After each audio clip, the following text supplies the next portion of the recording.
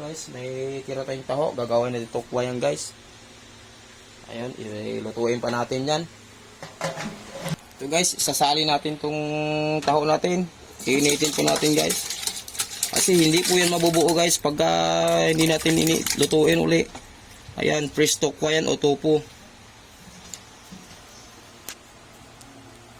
So guys, tingnan nyo kung paano gumawa si Taho Bikers Vlog sa tukwa or tofu.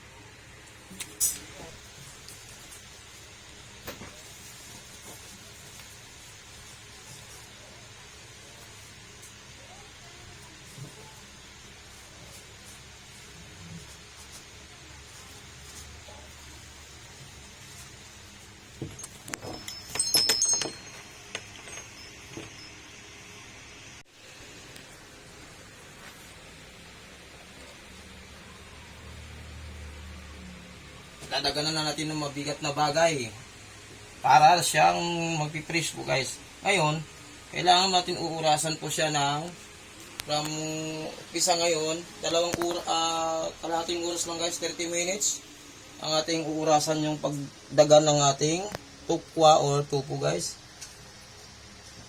Ayun, okay na. Tanguin natin yung tukwa natin.